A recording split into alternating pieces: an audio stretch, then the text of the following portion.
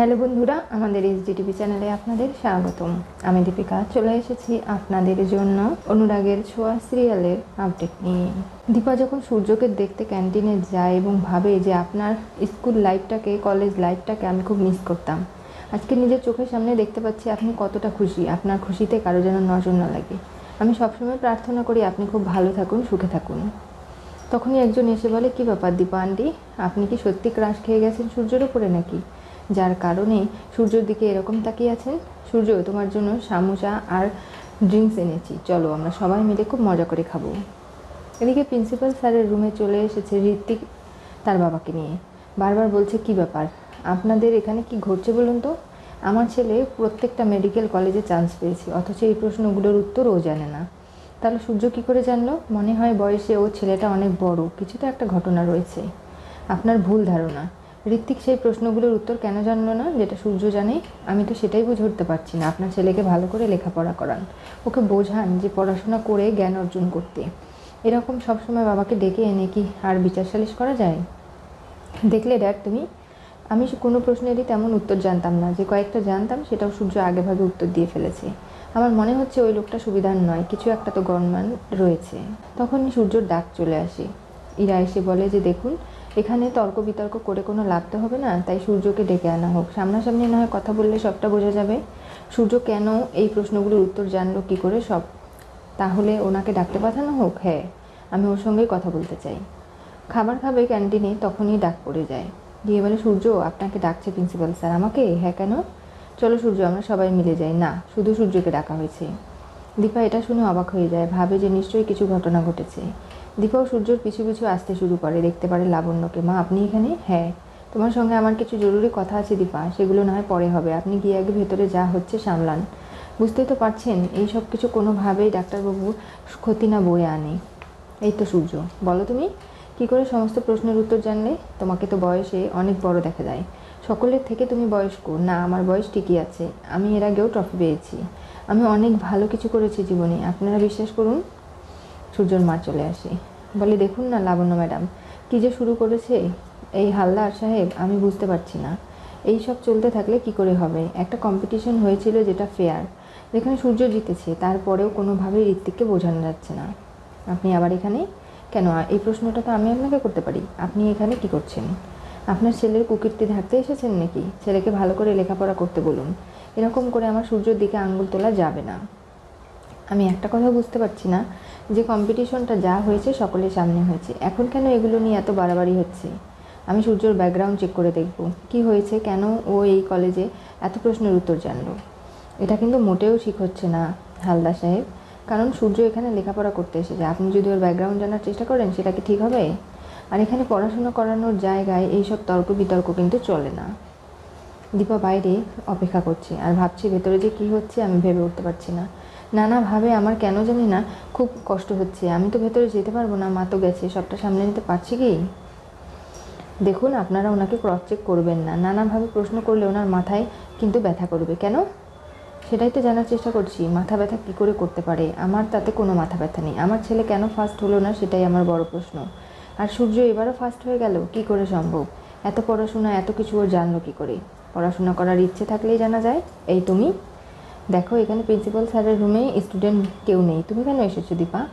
কারণ আমি যা বলছি ঠিকই বলছি, এখানে তো স্টুডেন্ট রয়েছে, যেমন ঋত্বিক, সূর্য, তাহলে আমি কেন থাকতে পারবো না? মা ও কী বলছে? তোমার তো কালো মেয়ে পছন্দ ছিল না, তাহলে এখন কেন ওকে পছন্দ করছো? কারণ ও তোমার বন্ধু হয়, তোমার ক্লাসে পড়ে, আর নানাভাবে তোমাকেই তো হেল্প করছে সূর্য।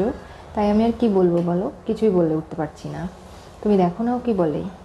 দেখো, সূর্য তো অনেক ভালো একজন স্টুডেন্ট, আর ঋত্বিক, তুমি কখনো সূর্যের ধারের কাছে যেতে পারবে না। সূর্যকে কাটিয়ে ফার্স্ট হওয়া তো দূরের কথা, কারণ সূর্য হচ্ছে বেস্ট। তুমি সেইখানে কি করে তার কাছে যেতে পারো বলো? আর তুমি কথায় কথায় তোমার বাবাকে ডেকে আনবে। কি ব্যাপার হালদার সাহেব? এখন না হয় আপনার ছেলে ডাক্তারি লেখাপড়া করছে, কিছুদিন পরে ডাক্তার হয়ে যাবে, বিভিন্ন ক্রিটিক্যাল পরিস্থিতির মধ্যে দিয়ে ওকে যেতে হবে। যখন আপনার ছেলে পারবে না, তখন কি আপনি গিয়ে তাদের সঙ্গে ঝগড়া করবেন, নাকি তাদেরকে পরিবেশ বোঝাবেন? এই তুমি আমার শিক্ষা নিয়ে কথা বলছো? তো কী করবো? আপনার ছেলেকে ছোটো থেকে শেখানো উচিত ছিল, যে কোনো ঝামেলা বিপদ কলেজের নিজেকেই সামলাতে হয়, এরকম করে কোনোভাবেই সলিউশন আসা যাবে না। যেখানে একটা কম্পিটিশনে সূর্য ফার্স্ট হয়েছে, সেখানে আবার কিসের বিশাল আর কিসের এত সন্দেহ, আমি তো সেটাই জানি না। যা হচ্ছে সেগুলো কোনোভাবেই কিন্তু হওয়ার কথা নয়। নানাভাবে এই ঝামেলাগুলো বহন করার মানেটা কী? আর সূর্যর মাথায় তো অবশ্যই চাপ পড়বে। একটা ভালো পরীক্ষা দিয়েও ভালো কিছু পাওয়ার আশা করেও সে কিছু পাচ্ছে না। এর থেকে বড় আর কষ্টের কী বা হতে পারে? আপনারা এই কষ্টটা কেন ওকে দিচ্ছেন?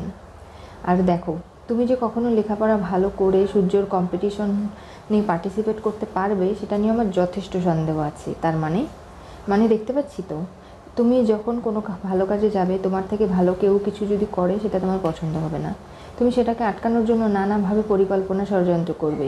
যেমন এখন সূর্যকে আটকাতে করছো, সূর্য ফার্স্ট হয়েছে এটা মেনে নিতে তোমার কষ্ট হচ্ছে। সূর্যর থেকে তুমি কম মেধাবী সেটা মানতে তোমার খারাপ লাগছে। কেন? এগুলো যত তাড়াতাড়ি মেনে নেবে এই সমস্যাগুলোর সমাধান হয়ে যাবে। আমি আর এখানে থাকবো না। কেন ড্যাডি, তুমি কোথায় যাচ্ছ? কারণ এখন থেকে তোমার কলেজের সমস্যা তুমি সামলাবে, আমি না। কারণ এইসব করতে গেলে আমার ইমেজে ইফেক্ট পড়ছে, সেগুলো কি করা যায়? আর আজকে যা কিছু ঘটনা ঘটেছে শেষ আমি দেখে ছাড়বো। তোমার সমস্যা, তুমি লেখাপড়া করে সূর্যকে কাটিয়ে ওর থেকে ভালো রেজাল্ট করে সবাইকে দেখিয়ে দাও। আর দীপান্বিতা, তুমি তো ঠিকই বলেছো, আমার ছেলেকে লেখাপড়ায় অনেক ভালো, তাই সবসময় ওকে আমি তোল্লায় তুলেছি। তার মানে এটা নয় পরিবেশ পরিস্থিতি ওকে আমি বোঝাবো না। এখন থেকে ও নিজের লড়াই নিজে লড়বে। তবে এটাও ঠিক, তুমি আজকে যে কথাগুলো বলেছো সেগুলো কিন্তু আমি মানতে পারছি না। আমি জেনেই ছাড়বো যে আসলে সূর্যর পরিকল্পনা কী, এমন কি এইসব এখানে কি ঘটলো। আপনি লাবণ্যর সঙ্গে মিলে নানাভাবে কৌশল করছেন, তাই তো? না। তখনই দীপা নানাভাবে ঋত্বিকের বাবাকে বোঝানোর চেষ্টা করে। আর সেও যখন বোঝার ভান করছে, ঠিক সেই মুহূর্তে নানাভাবেই ঋত্বিক অনেক কিছু তার বাবাকে বোঝানোর চেষ্টা করছে। প্রিন্সিপাল স্যারও বলছে, দেখো ঋত্বিক, এটা কোনো রকম একটা রেজাল্ট মাত্র, এটা ভর্তি পরীক্ষা, এটা কোনো সিরিয়াস কিছু নয়। তাহলে কেন এই সমস্ত কিছু না নিয়ে তুমি যেভাবে ঝামেলা শুরু করেছো সেটা কিন্তু কোনোভাবেই মেনে নেওয়া যাবে না। ঋত্বিকের বাবা নানাভাবে ঋত্বিককে এই কলেজে রেখেই চলে গেল। কোনোভাবেই ঋত্বিকের পক্ষ আর সে নেয় না।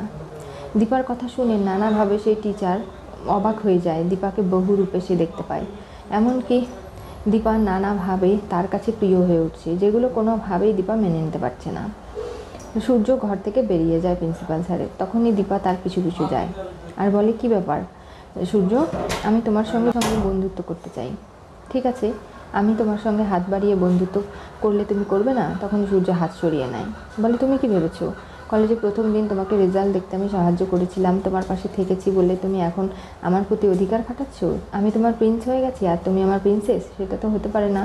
সূর্য কখনোই সবার সাথে ফ্রেন্ডশিপ করে না, বুঝতে পেরেছো? এই বলে সূর্য বেরিয়ে যায়। লাবণ্য বলে, সূর্য কোথায় গেল বুঝতে পারছি না। মা, তুমি যেন আমাকে কি বলবে বলো তো?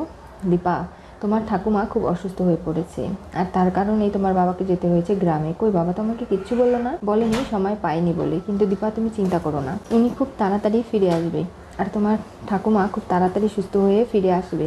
তবে সোনারূপা আমাদের বাড়িতেই রয়েছে, সেনগুপ্ত পরিবারে। সূর্য গিয়ে যে কি বলবে দেখে আমি যাই না। তাহলে কি হবে এবার মা? আমি দেখছি, যা কিছু করা যায় আমি সব ব্যবস্থা করে সোনারূপা এবং পরিবারের সবাইকে একসাথে রাখার চেষ্টা করব। সূর্য বাড়ি পৌঁছানোর আগেই নানাভাবেই আমি কিন্তু সব পরিকল্পনা করে ফেলতে পারবো, এতটুকু নিজের ওপর ভরসা রয়েছে লাবণ্য সেনগুপ্ত।